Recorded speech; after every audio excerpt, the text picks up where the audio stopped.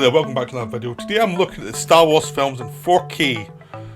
You know, the big new release of Star Wars in 4K. I've actually watched all the films in 4K now. 1 till 9 plus Solo and Rogue One. So I'll just chat about them. This is not going to be a deep video in any possible way. I've done Star Wars videos and Star Wars films in a bit more depth for other way, but I'm just going to do a quick one here. I'm not going to really go into much depth. I'm just going to see what I think of how they look in 4K and how it was to watch all these films in order. Because I watched them 1 till 9. I did watch them all the way through.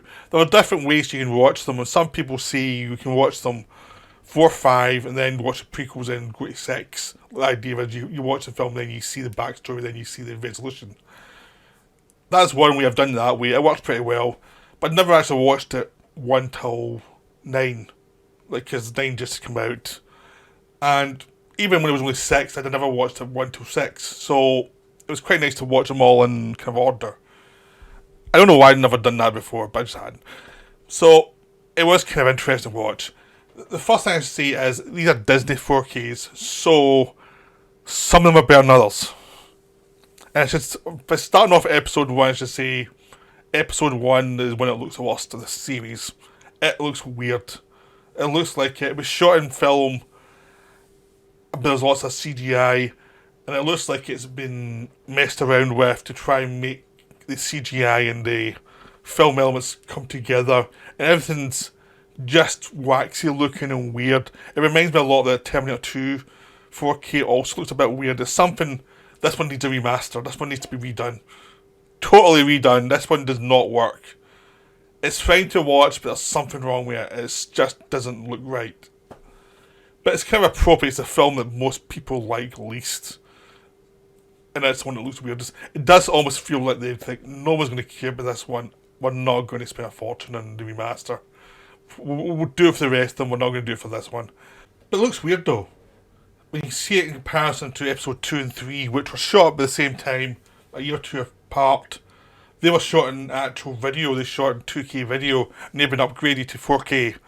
And they look much better. I mean, you can see the age in all these 3 films. Like, they were shot 2 decades ago. There are things that don't look good now. They look good at the time, don't look good now. Some things that never looked good at the time either. But there were the limits of the special effects at the time. But Attack of the Clones looks a lot better than Phantom Menace. It really does. We see the opening sequences within going through Coruscant. They look much more detailed in Attack of the Clones. When you go to the droid factory at the end, it looks much more detailed. Tatooine looks good. Everything looks a lot better in this film than it does in Phantom Menace. It just looks a much stronger film, which is odd because the other film was shot in 35mm, which should look better, because 35mm then still looks better than what digital looked like then. It should look like a better film. The Phantom Menace should look better, but it doesn't. Attack of the Clones looks better. Attack of the Clones is still fun for me. I mean, it is enjoyable for me. A lot of people really hate it because they hate the romance and they hate the dialogue of romance, but it's kind of like they always complain about how awkward Anakin is, but it's like, well, he's a teenager who's a Jedi. I mean, of course he's going to be awkward, and everybody that age says stupid stuff. It never really bothered me. It's a fantastical thing. It could have been better, could have been worse. But there's so much other stuff there. I mean, you've got the Obi-Wan subplot chasing down Jango Fett. You've got the clone army. You've got the last half hour when they go to the droid factory, and then the thing gets bigger and bigger and bigger it gets into an arena of them fighting these animals in a Harryhausen way. Then it gets bigger to a war, and then it feels the whole world's at war at the end. It's like, there's so much good stuff here that focusing on a couple of bad things does feel a bit mean. So, that's an ambitious film. I had a lot of fun with it. If you don't like it, but I just thought, I had some fun with it. I know there's flaws. I know the prequel's flaws all over, but I still enjoy them, especially when you get to some of the Disney stuff. But there we go. That was Attack of the Clones. The best looking one in the trilogy, in the prequel trilogy, is Revenge of the Sith. It's also the best film of the prequel trilogy. by the time we get to this one, the digital technology is looking pretty good. Even for now, it's been upgraded, but it feels good. There's some elements that don't look so good, but you get a sense. I think the prequels is there is a stylization to them, and if you get by the stylization that's not like the original, it's fine. You just have to get beyond the stylization and just say this is what they are. They're different. They're meant to be different. They're intentionally different. They're not trying to be the same films again. These are tragedies. It's not a fun action series now. Even though there's no action scenes in it. But this all looks gorgeous. You've got even the different. Coruscant looks great. The space battles look great. There's much more movement in there. The background, the foreground looks much more integrated now because it's 4K and they've managed to really do some nice work there. Yeah, the action scenes look nice. The different worlds they go to during the Clone Wars all look gorgeous. You know, and when you get to the final battles, when you go to the Mustafar, which is the big volcano planet, it looks gorgeous. The fight between Yoda and Darth Sidious looks great. It's great fun. A bit cartoony, but it's great fun. And the film itself really delivers here. It just has a good, enjoyable feel to it. The film seems to have brought everything together for the finale of this trilogy. And that's it. I mean, it's a flawed trilogy. It's been downfall of someone you might not even like very much. So there's also the downfall of a society that has been blind itself. And as you watch it, I was just thinking that the thing I always thought of when I was watching these films, even when I was younger, was the fact it's Jedi's own fault. They are really stupid. They really miss everything. They really could have avoided so much of these problems, but they were so blind and dumb. And it's like, watching it's like they kind of had it coming. Which is, I think you're meant to think that, but I think a lot of people were confused with that when they first saw it. It's like, they saw the Jedi as being astonishing and really wise, and it turns out it shows us, no, they really weren't. They really fell for their own hype and were really asking for it.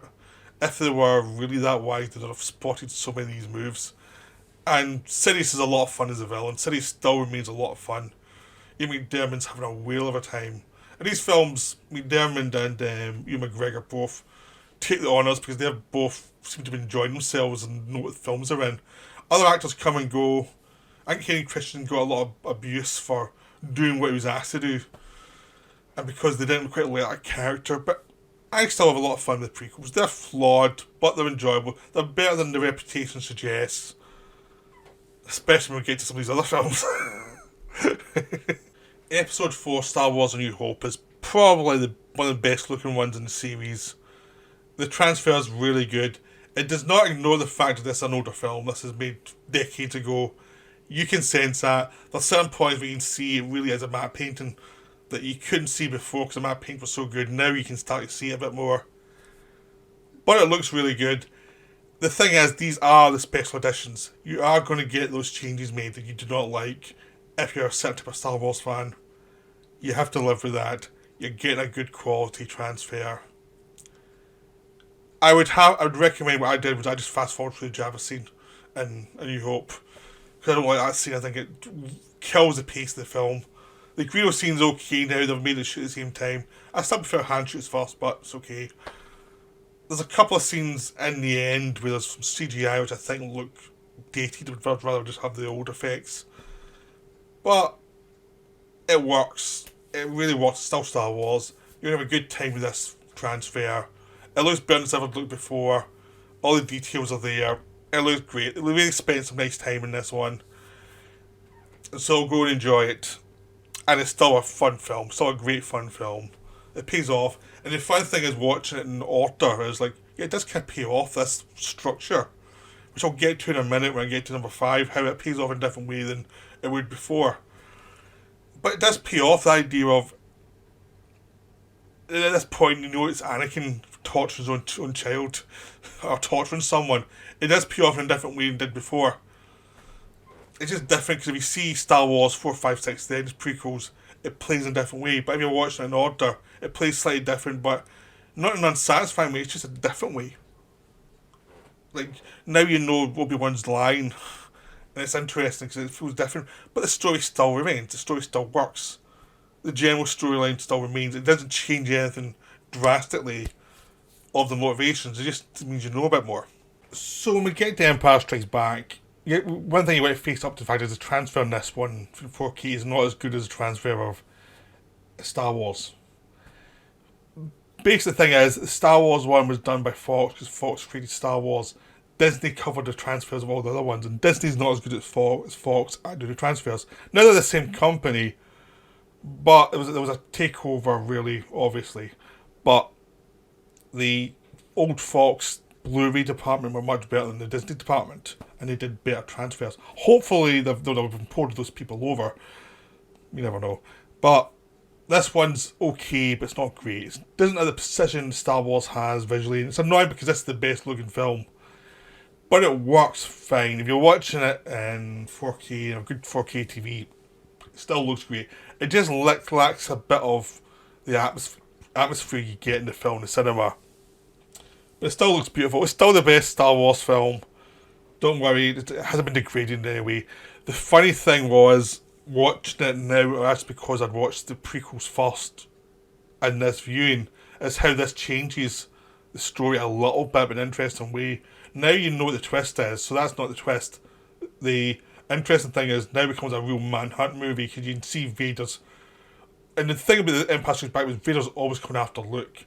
There's always this manhunt feel to it all the time. But now there's much more motivation for the manhunt. You know it's a father and son story as well as a manhunt story. So by the time you get to Revelation, it's not like, oh, it's something I didn't know. It's like, finally the revelation, like dramatically, now we can get to the finale. That's what it feels like now, and it's very different, but it's interesting though. It doesn't take away from anything. I think people are annoyed to lose the twist, but as soon as you said we're doing prequels, you're losing that twist anyway. I mean, you can't keep doing. I mean, that's just the nature of storytelling, and it still works really well. It's still the best film. It's the best characterization, the best directed film. Visually, it's the best looking film. Peter Strzelecki, Cronenberg's DP, shot this, and it all looks gorgeous. Even though it doesn't have the best transfer, it looks gorgeous. It's a really good film still. Still the crown jewel of the Star Wars series. Still worth getting in 4K. It does look better than it's ever looked before. It just could look better, even more better. Even more better is a really weird choice there. But it is. I'm hoping they'll do a remaster of this remaster, honestly, though, at some point, because it deserves better. Okay, we've got Return of the Jedi now. This one really, the 4K really helps this film. It really does. This is a film that always looked worse when you got the re-releases. It was always one that always looked grainier and darker and didn't feel like it fitted in as well. This one, it's not the greatest re-release, but it looks a lot better. It looks nicer.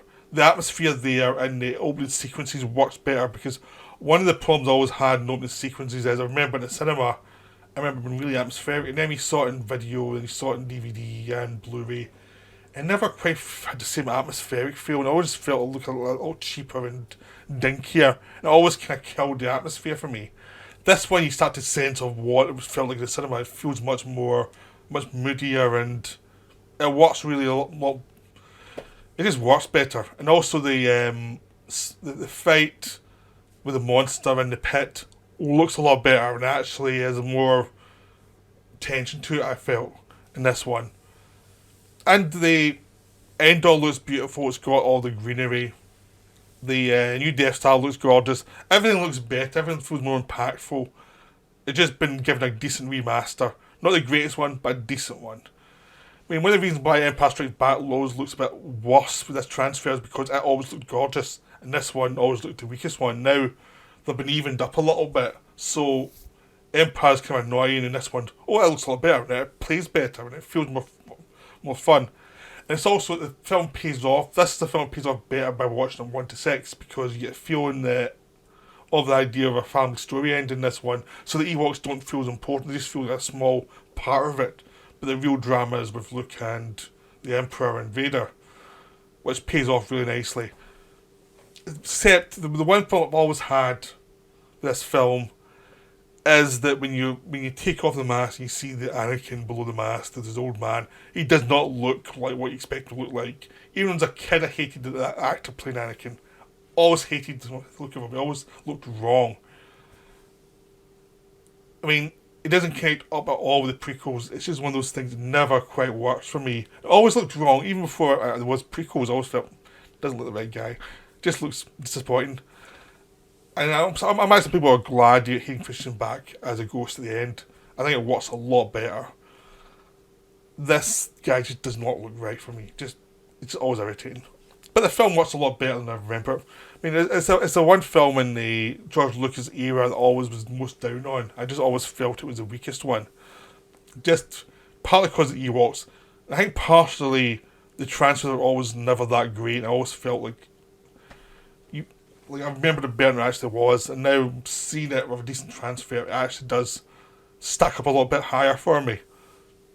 Still has some problems, but it's much stronger than I remember. So that was the one nice thing about watching these films was I got to enjoy Return of the Jedi a lot more again. So that's good. It's went further up in my estimation, which is nice. It's still no Empire. Now we have The Force Awakens, the dreaded Disney takeover of Lucasfilm. This is where watching the films themselves, this is where it gets really bad, because instantly, and then the thing about The Force Awakens is, yeah, it's a remake of New Hope, but if you're watching them in a row, it really looks bad, because it's not just a remake, it's a total remake, and there's not much imagination shown. There's just nothing there. And if you're watching a row, Kylo Ren does look like just a annoying character who's trying to be his grandfather, but it doesn't quite pay off. At least for me, it never did quite pay off. I mean, Adam Driver does his best. Adam Driver's a really good actor. He makes that work as well as it does for so long, just by force of acting skill.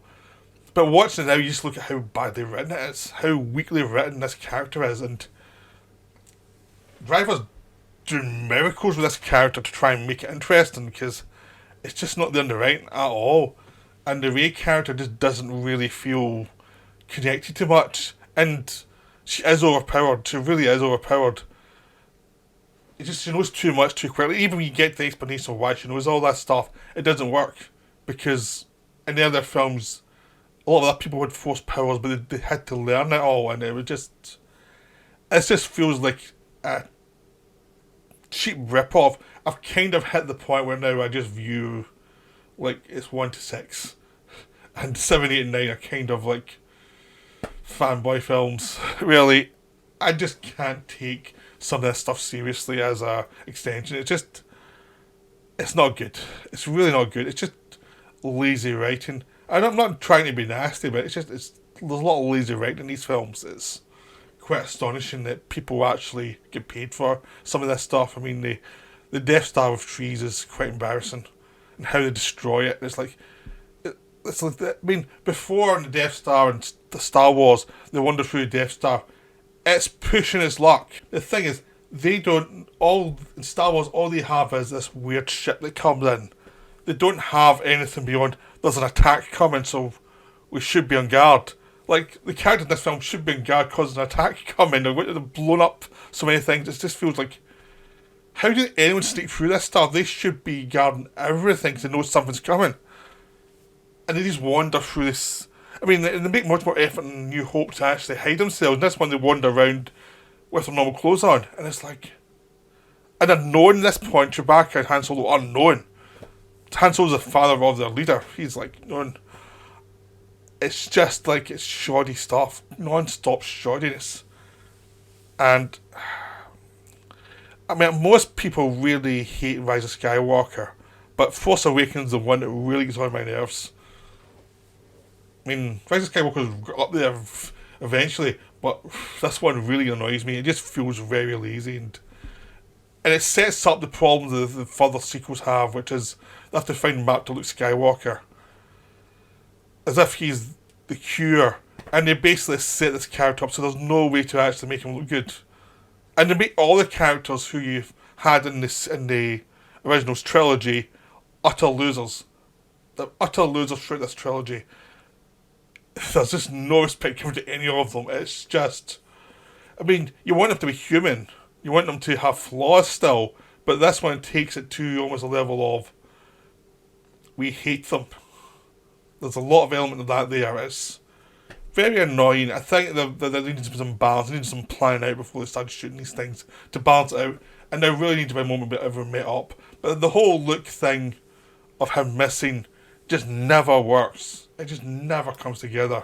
It just becomes a plot thread, and it becomes a plot thread that they deal with, and everyone hates how they deal with it in the next one. So it's like, but it all came from this film, this plot thread in this film that set the character up in a way that you can never really make him look good.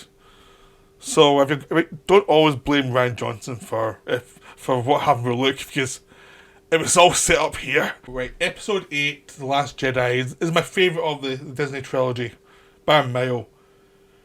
It has to deal with the problem of Luke ran away years ago, and Rian Johnson does his best to make it work, which is basically Luke pulled himself away from the Force because he saw that the Jedi had corrupted it, he'd corrupted it, everyone corrupted it, they have to find a new way. And it's a great explanation, and it really works, and it makes Luke a lot more wiser, even though he's dealing with his own flaws. This is the one film that, even though I kind of view the Disney stuff as kind of post at the moment, it just feels like it's a bit of a mess. It's the one film that kind of redeems it to a degree, because it is an optimistic film. It is the idea of the Force going through everybody, and it's the idea of trying to survive through devastating losses, the idea of half your fleet being destroyed, every idea of having to try and save yourselves just failing, the idea of what you set up for yourself as a belief having flaws within it, and you have to try and go beyond that and create something new for yourself, create some new hope for the universe. An idea of what heroes actually are. Are they the myth you put up for them, or are they a person who has to keep on fighting? It's a very complicated film, and I think it's a really good film. But I know why people hate it, because the idea is it takes Luke Skywalker and makes him a loser, and makes him bitter. And I think if the other films had balanced out more, this would have worked. But they had to balance it out with the good stuff with Luke as well, and they never did that in Force Awakens. So when you go towards the bitterness, it just feels like more bitterness, more darkness, and it wasn't a balanced character in the trilogy, and none of the characters were balanced in this trilogy. This is the best stuff for Daisy Ridley as Rey, because they become much more human in this one. She has to deal with her own flaws, she has to make mistakes and keep going, and she's a much more engaging figure in this one, because she isn't just all like one-liners and funny looks to other people, and she has to actually work for it in this one. And Adam Driver's the best thing in this one, because he's given some stuff to do this time around. The idea of he wants to destroy the past, even though he's following the rules of the past. There's a lot of really good stuff here. It's just Trilogy is based on something that was dodgy as hell in Part 7, and they're building upon false grounds. They have to destroy so much from Part 7 just to try and get to the point here, because Part 7 was such a lazy mess. So that's my take on it anyway. Part 7 and 8 look gorgeous in 4K, but Part 7 did deserve it. Yeah, I'm sure that's more popular. Okay, we're now going to Part 9. Part 9 is a complete mess as a film. It ignores too much of Part 8. The ending is really stupid. I've no idea what the hell they thought they were doing in this film. Part 7, I mean, the obvious thing that's come through everybody is like, they set up stuff in Part 7, which is take apart in Part 8, then you take apart what they took apart in Part 8 and put it back to Part 7, because they brought the same director for Part 7 in, J.J. Abrams. I don't blame him for this film. He gets some blame for Part 7, some of its flaws, but this one, it looks like there's lots of people around telling me what to do. It looks like there's been tons of stuff reshot, which I've heard that has happened. The last third makes no sense. It's just stupid a lot of the time, and it just runs from place to place for reasons that don't make much sense, and it doesn't feel like a conclusion to anything. It just feels like another chapter, and nothing pays off. The redemption of Kylo Ren doesn't pay off because, he's barely a character in this one. He's just a set of emotions that fluctuate scene to scene. They set up the idea of him being in charge Part 8 and Part 8. They set him up as a leader of the villains, And they take away straight away in part 9. It's like, we're not going to let you be an interesting character. You're just going to be another Vader clone. That's it. We're not going to let you do anything interesting. Rey goes back to being overpowered and having tons of gifts that doesn't really matter. And they try and make her more gimmickily fun, but it takes away from the growth in part 8 and it just becomes annoying. The growth of Oscar Isaac's character in part 8 is completely ignored in part 9. John Boyega has got less and less to do in these films, and he's trying his best, but he has nothing to do. They kill people off and bring them back constantly. This is just a complete mess. It's utter dog shit. It makes nothing of everything built before it. It's terrible. It looks gorgeous in 4K, but watching it in 4K is best you can watch it. It makes it look worse because you can see all the details of all the flaws, and it's just like, what a mess. This is the worst Star Wars film. Even though I have reasons to hate number 7 more because it started the mess. I'm more of a grudge towards part 7, but this is objectively the worst one. I mean, even Phantom Menace with all its flaws had some good stuff in it. This one doesn't. This one has just scenes with some jokes in it, but it has nothing that connects to anything. The only nice moment is the idea that Kylo Ren gets redeemed by the death of his mother, the same way Anakin was cursed by the death of his mother. There's a lot of connection there, but I'm not sure if they even spotted that. That's how little attention's been paid in this film. It's a bloody mess. It's a horrible. That's one of the reasons why I don't want to see this at the end of this story, because it's better to just end part 6, because this is a horrible way to end the story. It ignores everything. It's basically Anakin's story. They don't bring him back at all in these 3 films. It's like, the end of this one, he had to bring him back. Instead of bring back Palpatine. And he has nothing to do. Ian McDiarmid yells a lot, and it's a lot of fun, but he's nothing to do. And it's like, you've ignored most of the story. Luke turns up for 5 minutes as a ghost. And there's nothing much to say. And it's just a bloody mess. The 4K looks nice though. Okay, Rogue One looks gorgeous in 4K. It's, along with Last Jedi, it's my favourite of the Disney Star Wars films. This one's a lot of fun. It is basically them trying to get the Death Star plans that set up New Hope. That's it. So Rogue One is basically a bunch of spies to the rebellion and some other people they have to bring in to help them. It includes Felicity Jones' character, and they have to find her father is a planner on the Death Star, even though he's been forced to do it. He leaks the idea that he's put something in the Death Star that's a flaw, design flaw. They have to find the plans to discover the flaw, and that leads into Star Wars. So it's basically an idea of, it's a spy movie set in Star Wars land with some action scenes as they have to try and find out about the information, and then find out how to steal the information and go into our Empire base and steal the information, which causes a big first battle between the rebellion and the Empire. And it's a great battle, very Return of the Jedi level stuff. The characters are good fun. They're not that deep, but they're enjoyable. It has a feel of a Cold War movie, like John le Carre influence. Not the same level as it, just influenced by it. The idea of everything's dour and dark, and people have damaged pasts and have to try it over. And it's a very down ending where everybody dies. And it's really enjoyable. Gareth Edwards, who did the reboot of Godzilla and Monsters, directed this one, and he's really good in this. He does a really good job of this one. There's a lot of reshoots, but he's always got the camera in the right place, so I think there was some script problems, but he does the directing part really well, and it just works.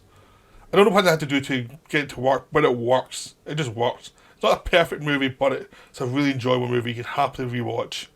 And there's some really great effects.